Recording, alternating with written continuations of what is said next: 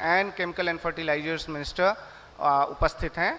उनसे अनुरोध करूंगा कि वो आकर हम लोगों को उद्बोधन करें और अपना विजन बताएं और हमें मार्गदर्शन दें।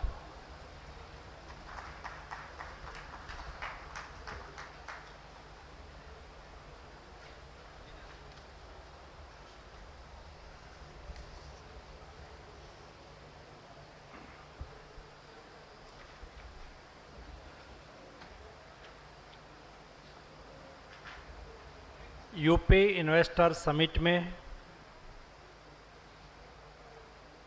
आज हमारे बीच में उपस्थित राज्य के यशस्वी और प्रोएक्टिव काम करने वाले राज्य के हेल्थ मिनिस्टर श्री ब्रिजेश पाठक जी,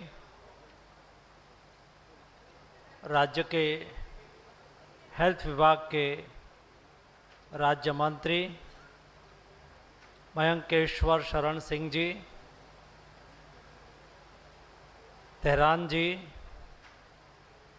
ओम प्रकाश जी, पार्थासेन शास्त्री जी, आलोक कुमार जी, सभी देश से और विदेश से उपस्थित इन्वेस्टर्स भाइयों एवं बहनों, आज मुझे खुशी है कि इस धरती पर हम सब लोग उपस्थित हैं, जिस धरती हेल्थ केयर के लिए नहीं केवल हिंदुस्तान को लेकिन दुनिया को राह दिखाने वाली धरती है। सुश्रुत और चरक ये उत्तर प्रदेश की धरती पर पैदा हुए थे और उन्होंने जो हेल्थ सेक्टर में ज्ञान और विज्ञान का आविष्कार किया था, दोस्तों हम उसको कितना जानते हैं नहीं जानते मुझे पता नहीं, लेकिन दुनिया की कई यूनिवर्सिटी में चरक और सुश्रुत का स्टैच्यू रखा हुआ है। वो मॉडर्न मेडिसिन के पूर्वज है, मेडिकल साइंस के इतिहास के एक बेस्ट पृष्ठ है। ऐसे बेस्ट हेल्थ केयर के जनक इस धरती में पैदा हुए हैं। दोस्तों दूसरा, इस लोगों की ये विरासत भी है, चरक और सुश्रुत की भूमि है, ये उत्तम प्रदेश है। मैं उसको उत्तर प्रदेश को उत्तम प्रदेश इसलिए कहता हूं कि यहां विकास की भी एक बहुत बड़ी विरासत है। ये विरासत के आधार पर ये राज्य आगे बढ़ने की दिशा में जो कदम उठा रहे हैं उसमें एक इकोसिस्टम क्रिएट हुई है। जब मॉनसून होता है, बारिश आती है तो फसल उगती है, एक इकोसिस्टम क्रिएट होती है, इस टाइप का एटमॉस्फेयर क्रिएट होता है, बारिश हो जाती है, अच्छी सॉइल होती है तो वहां फसल उग निकलती है। वैसा ही यूपी डेवलपमेंट के लिए, इन्वेस्टमेंट के लिए बेस्ट डेस्टिनेशन की दिशा में आगे इसलिए बढ़ रहा है क्योंकि यूपी में डबल इंजन की सरकार भी है। नरेंद्र मोदी का नेतृत्व देश में है, योगी जी का नेतृत्व राज्य में है, डबल इंजन की सरकार है और ये सरकार एक अलग सोच की सरकार है। दोस्तों मैं इस विरासत को याद कराना चाहता हूं कि दोस्तों 2000 साल पहले हिंदुस्तान में चाणक्य हुआ और चाणक्य ने बहुत अच्छी बात कही थी। ये जमाने में 2000 साल पहले कहा था, कोई राज्य को समृद्ध होना है तो राज्य में बसने वाले महाजनों को राज्याश्रय देना, यानी कि कोई देश को समृद्ध होना है तो देश में ट्रेड और इंडस्ट्रीज को सपोर्ट करना। आगे जाके उन्होंने कहा कि जब आप ट्रेड और इकोनॉमी को सपोर्ट करते हैं, महाजनों को राज्याश्रय देते हैं, सेकंड लाइन में उन्होंने कहा तो वेल्थ क्रिएशन, संपत्ति का सर्जन करना, ये सभी की बहस की बात नहीं होती। It's one type of art. My self is best politician, it's meaning is not that my self is best industrialist. ये जरूरी नहीं है मैं एक अच्छा पॉलिटिशियन हो सकता हूं, लेकिन मैं एक अच्छा इंडस्ट्रियलिस्ट, एक अच्छा बिजनेसमैन ना भी हो सकता हूं। लेकिन जिसमें बिजनेस करने की स्किल है, जिसमें एंटरप्रेन्योरशिप की स्किल है, उसको सपोर्ट करने से संपत्ति का सर्जन होगा। संपत्ति का सर्जन होने से आगे लिखा 2 फायदा होगा। एक, रोजगार का अवसर प्राप्त होगा लोगों को। दूसरा, सरकार की तिजोरी में टैक्स आएगा। सरकार की तिजोरी में टैक्स कौन देंगे? और बाद में आगे जाके कहा तब जाके राज्य कल्याण राज्य बन सकता है, गरीब और किसानों का कल्याण कर सकता है। 2000 साल पहले भी गरीब से टैक्स नहीं लिया जाता था। 2000 साल पहले भी किसान से टैक्स नहीं लिया जाता था। यही विरासत को आगे बढ़ाने के लिए हम लोग काम कर रहे हैं। Our government pro poors, pro farmers, but our government is industries friendly government. हम इंडस्ट्रीज को सपोर्ट करने वाले लोग हैं और इसलिए दोस्तों इकोसिस्टम बन चुकी है। और इस समय में यूपी में इन्वेस्टमेंट समिट हो रही है, जहां पोस्ट कोविड, दोस्तों मैं ड्यूरिंग कोविड क्राइसिस को मैनेज करने में लगा हुआ था, दुनिया से बात करता था। हर दिन दुनिया के कई कंट्री से बात होती थी। ये देश में ब्रेन पावर और मैन पावर की कभी कमी नहीं थी। सवाल इतना ही था, उसको अपॉर्चुनिटी देना, उसको अवसर देना, उसमें रही क्षमता को पहचानना, पहचानने के बाद उसको सपोर्ट करो। यही हिंदुस्तान है। यहां पड़े हुए युवा लोग दुनिया में जाते थे, दुनिया की रिसर्च इंस्टीट्यूट में काम करते थे और वहां की कंपनियों के लिए संपत्ति का सर्जन करने के लिए उपयोगी होते थे। दोस्तों मोदी जी ने स्टार्टअप किया, स्टैंड अप किया, मुद्रा योजना से उसको सहयोग किया, एंटरप्रेन्योर्स को प्रोत्साहित किया। दोस्तों 100 से अधिक यूनिकॉर्न आज हिंदुस्तान में है। दोस्तों ये हिंदुस्तान की ताकत है, यहां सब कुछ हो सकता है। लेकिन अभी समय यह है कि ये अपॉर्चुनिटी को हम एनकेस कैसे करें, हेल्थ सेक्टर में हिंदुस्तान में इन्वेस्टमेंट करें, उसके लिए क्या अपॉर्चुनिटी है। दोस्तों मैं भाषण करूंगा तो लोग इन्वेस्टमेंट नहीं कर देंगे, लेकिन मैं उसके लिए इकोसिस्टम क्रिएट करूंगा तो आप इन्वेस्टमेंट करेंगे। क्योंकि my self belong from Gujarat, मैं गुजरात की धरती से आता हूं। हम बिजनेस कम्युनिटी है, तो बिजनेस के लिए एटमॉस्फेयर कैसे क्रिएट किया जाता है। आज दोस्तों देश में जब पॉलिसी बनाई जाती है, कभी शॉर्ट टर्म पॉलिसी इंडस्ट्रीज को सपोर्ट नहीं करेगी, क्योंकि डेमोक्रेटिक सिस्टम में अनसर्टेनिटी नहीं रहनी चाहिए। आज हमारी गवर्नमेंट है तो हमने इनिशिएटिव लिया, कल गवर्नमेंट बदल गई तो वो हमारी दूसरी पॉलिसी बना दे। जी नहीं, हमें लॉन्ग टर्म पॉलिसी क्रिएट करनी होगी। मैंने देखा है गुजरात में, माई सेल्फ वाज एमएलए इन गुजरात।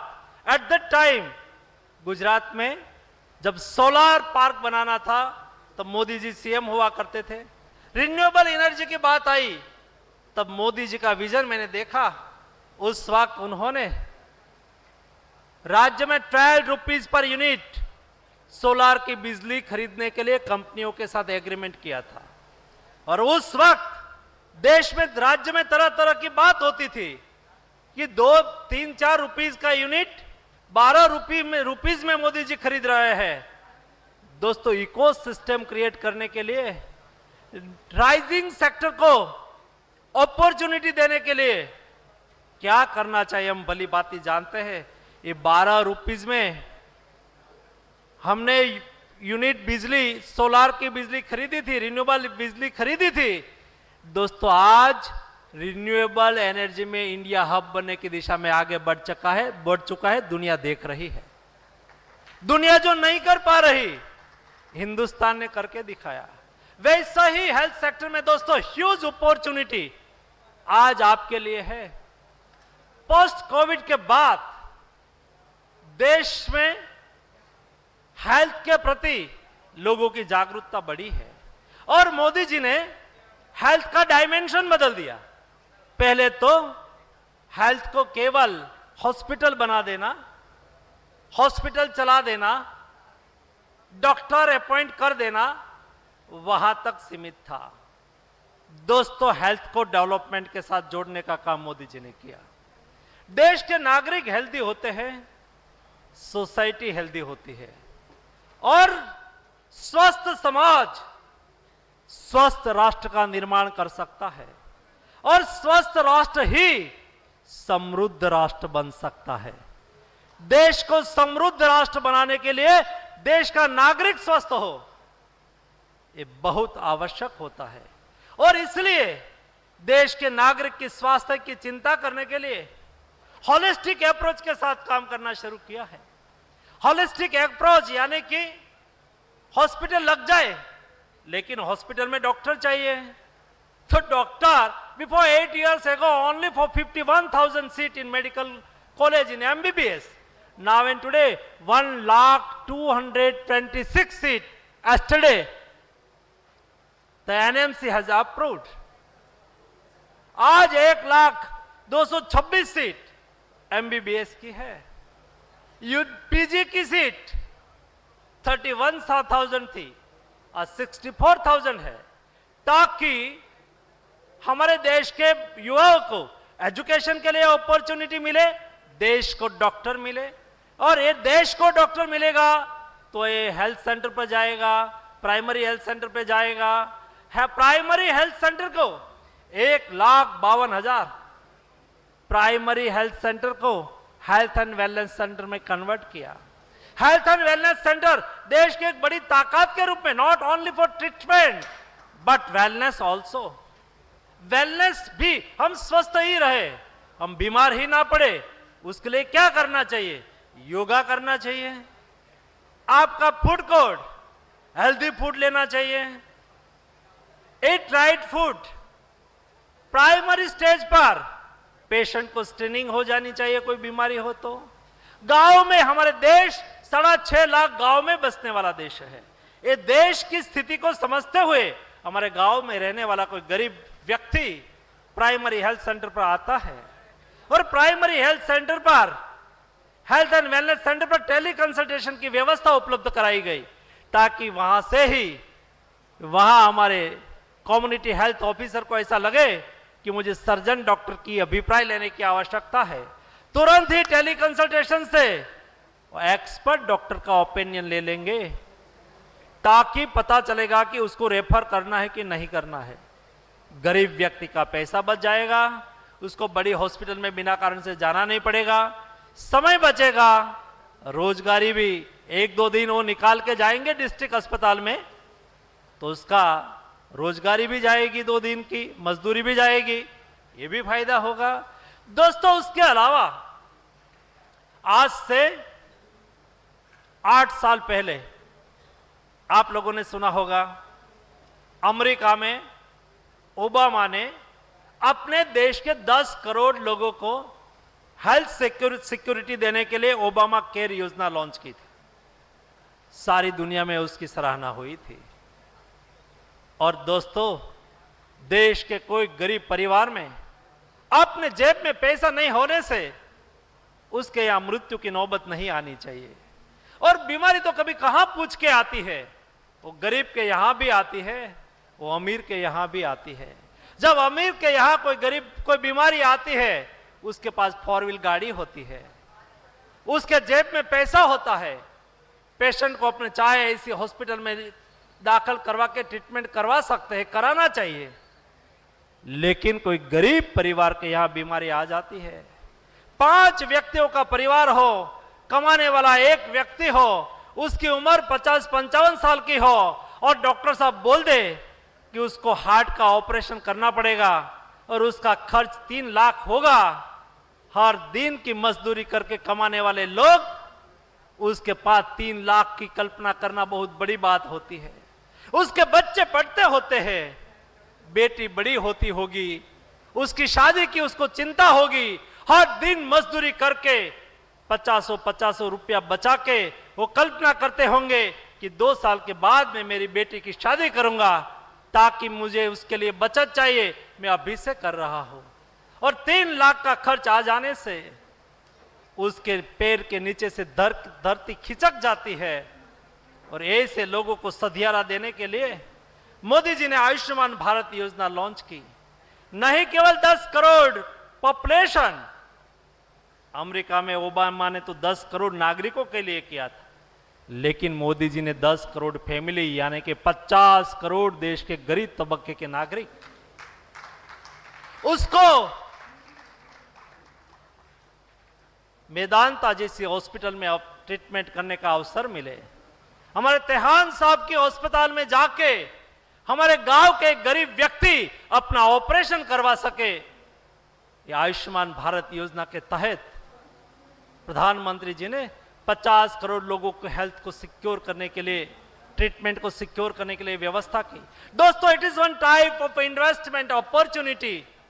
क्या हम प्राइवेट सेक्टर के हॉस्पिटल के रूप में 50-100 बेड की हॉस्पिटल प्राइवेट सेक्टर बनाए, आयुष्मान भारत योजना की डिजाइन से बनाए, और एश्योर बिजनेस भारत सरकार आपको दे देगी आयुष्मान भारत योजना के साथ जुड़ जाने से।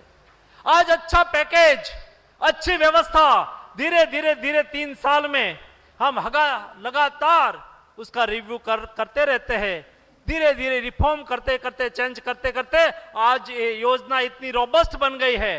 आपने ट्रीटमेंट किया, आपने बिल रेज किया, मैक्सिमम 10-15 दिन में अस्पताल के अकाउंट में पैसा आ जाता है, गरीब को ट्रीटमेंट हो जाती है, हॉस्पिटल सस्टेन हो जाती है। दोस्तों, एक ये भी इन्वेस्टमेंट के लिए अपॉर्चुनिटी है। देश में प्राइवेट अस्पताल चालू करने के लिए मैंने वर्ल्ड बैंक के साथ अभी थोड़े दिन पहले एक लंबी बातचीत की है। आप 100 बेड की हॉस्पिटल प्राइवेट सेक्टर के रूप में चालू करना चाहेंगे, आपको 10-12 साल के लिए, 15 साल के लिए, लॉन्ग टर्म के लिए, कम इंटरेस्ट के लिए दोस्तों वर्ल्ड बैंक लोन देने के लिए तैयार है। उसके लिए एक व्यवस्था में क्रिएट कर रहा हूं ताकि हम प्राइवेट सेक्टर उसमें अपना कंट्रीब्यूशन कर सके। वैसे ही फार्मा सेक्टर, दोस्तों, my self looking pharma ministry also have a huge opportunity invest in India, because ये अपॉर्चुनिटी को मेरे इंडियन एंटरप्रेन्योर्स कैसे एनकेज करें, इस दिशा में हमने इकोसिस्टम क्रिएट की है। आज फार्मा सेक्टर में हमने पीएलआई स्कीम के द्वारा आत्मनिर्भरता की ओर आगे हम बढ़ने लगे हैं। प्रधानमंत्री जी ने ड्यूरिंग कोविड क्राइसिस, जब कोविड क्राइसिस चल रही थी, देश लॉकडाउन में था, लेकिन उस वक्त सेंट्रल गवर्नमेंट की ओर से, जैसा मैंने आपको बताया ना, हम शॉर्ट टाइम के नहीं सोचते हैं। मोदी जी कभी टोकन में नहीं सोचते हैं, हमेशा टोटल में सोचते हैं। और ये टोटल सोच के अप्रोच के साथ जब देश में लॉकडाउन था, तब सेंट्रल गवर्नमेंट एक्सरसाइज कर रही थी कि हम आजादी के अमृत महोत्सव मना रहे हैं, लेकिन जब देश आजादी का शताब्दी महोत्सव मनाए, आजादी का 100 वर्ष मनाए, तब हिंदुस्तान डेवलप्ड कंट्री कैसे बने, उसके लिए क्या एक्शन प्लान होना चाहिए। हर मिनिस्ट्री इस काम में जुटी हुई थी। 25 साल में देश को कैसे आगे ले जाना है, उसके लिए कैसी पॉलिसी होनी चाहिए, उसके लिए ईज ऑफ डूइंग बिजनेस के लिए क्या करना चाहिए, उसके लिए कैसा रिसर्च की आवश्यकता है, इंडस्ट्रियल डेवलपमेंट हमें किस दिशा में ले जाना है, कौन सा सेक्टर राइजिंग सेक्टर है, राइजिंग सेक्टर में हम इन्वेस्टमेंट कैसे बढ़ाए। ऐसा एक होलिस्टिक अप्रोच के साथ 2025 विजन 2047 यानी कि देश का आजादी का 100 साल में हिंदुस्तान को कहां ले जाना है, और इस दिशा में काम करते हुए दोस्तों हेल्थ सेक्टर में आज we are pharmacy of the world. 12,000 से अधिक फार्मा इंडस्ट्रीज देश में है, एमएसएमई। 15 से अबव फार्मा सेक्टर की मल्टीनेशनल कंपनी है। एक इकोसिस्टम है। ये इकोसिस्टम का फायदा लेके आज आने वाले दिनों में कई मेडिसिन, 240 से अधिक मेडिसिन पेटेंट से आउट हो रही है। मेरे एंटरप्रेन्योर्स उसको पहचाने और उसमें इन्वेस्ट करके उसका जेनरिक वर्जन हिंदुस्तान में क्यों ना बनाए। दोस्तों, इस बजट में आपने देखा होगा, हमने कहा कि रिसर्च हमारे देश में प्राइवेट सेक्टर को भी अपॉर्चुनिटी मिलनी चाहिए, इंडिविजुअल एंटरप्रेन्योर्स को भी अपॉर्चुनिटी मिलनी चाहिए, रिसर्चर को भी अपॉर्चुनिटी मिलनी चाहिए। और आईसीएमआर ने आज इंटरनेशनल स्टैंडर्ड का वन हेल्थ के को लेके रिसर्च इंस्टीट्यूट बनाया है। नंबर ऑफ टाइप के रिसर्च इंस्टीट्यूट है, आपके यहां गोरखपुर में भी रिसर्च इंस्टीट्यूट है, एम्स है, एम्स में भी हेल्थ सेक्टर में रिसर्च हो रहा है। क्या वहां रिसर्च करने के लिए केवल सरकार को ही छूट है?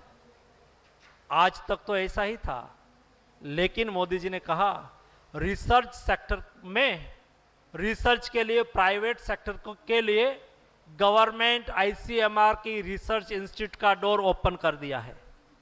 नाइपर का डोर रिसर्च के लिए ओपन कर दिया है।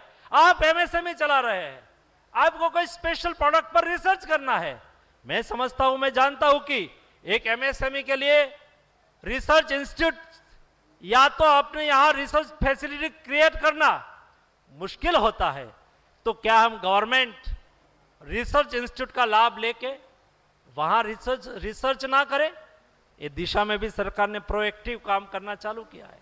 फार्मा सेक्टर में रिसर्च आगे बढ़े, मैन्युफैक्चरिंग आगे बढ़े, उसके लिए यूपी ने जो प्लान बनाया है, यहां जो फार्मा सेक्टर का हब है उसका लाभ लेके, पीएलआई स्कीम का लाभ लेके फार्मा सेक्टर में भी आप अपॉर्चुनिटी एनकेज कर सकते हो।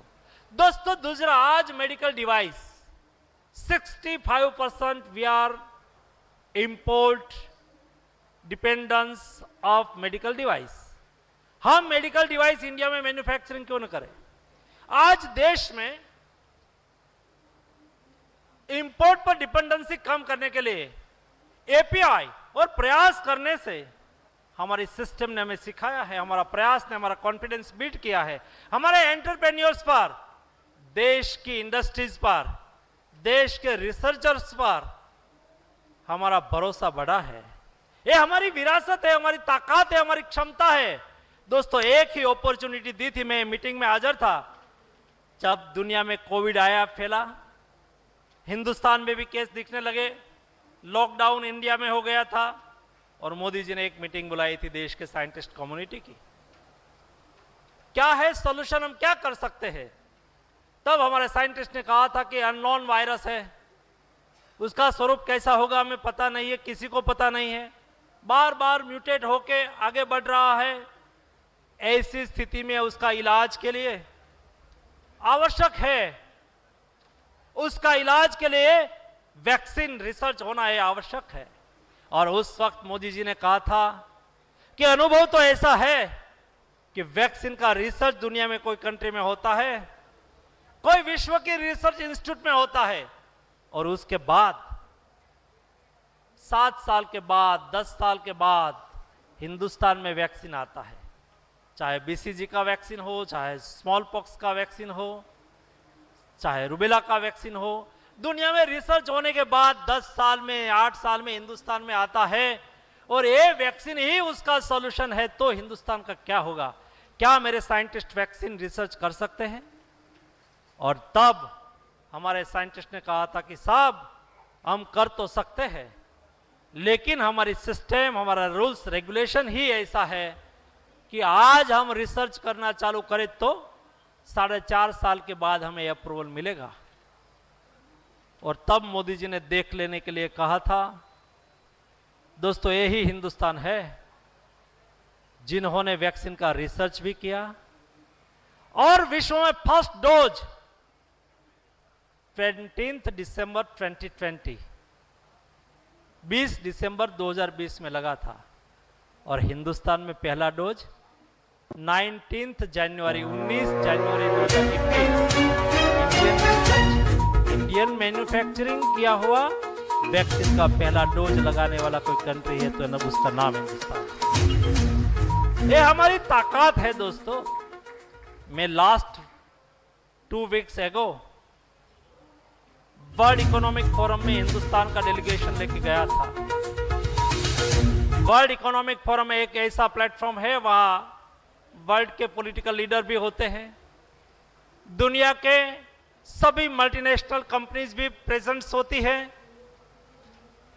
और दुनिया के इंटेलेक्चुअल लोग भी होते हैं और नंबर ऑफ राउंड टेबल होती है, नंबर ऑफ डायलॉग्स होता है। दोस्तों सभी जगह पे इन्वेस्टर बोलते थे कि India is a best destination to investment. Investment के लिए इंडिया बेस्ट डेस्टिनेशन है और एक ऐसे अवसर में यूपी में इन्वेस्टमेंट समिट हुई है जब एक डिसिसिव गवर्नमेंट है, ऊपर मोदी गवर्नमेंट है, डबल इंजन की सरकार है, विकास को डेवलपमेंट को भी प्रोत्साहित करेंगे, एंटरप्रेन्योर्स को भी प्रोत्साहित करेंगे और एक प्रोएक्टिव हेल्थ मिनिस्टर भी है। सभी का लाभ लेके आप यूपी में इन्वेस्ट करिए ताकि हिंदुस्तान में इन्वेस्ट होगा और हिंदुस्तान जिस गति से आगे बढ़ रहा है, now and today we are 5th largest economy और वैसे ही हम आगे बढ़ते बढ़ते आज जिस तरह से हम 6-7% जीडीपी से ग्रो कर रहे हैं, यही गति चालू रख के हम डेवलप्ड कंट्री बने। प्रधानमंत्री जी का जो सोच है, विजन है कि जब देश आजादी का शताब्दी वर्ष मनाएंगे तब हिंदुस्तान डेवलप्ड कंट्री होगा। हिंदुस्तान को डेवलप्ड कंट्री बनाने में हम सब लोग साथ में मिलकर प्रयास करें। आप सब लोग इस इवेंट में उपस्थित रहे, आप सबको अभिनंदन। माननीय मंत्री जी को मेरी ओर से हार्दिक शुभकामनाएं और सभी उपस्थित भाई और बहनों को हार्दिक हार्दिक शुभकामनाएं। धन्यवाद।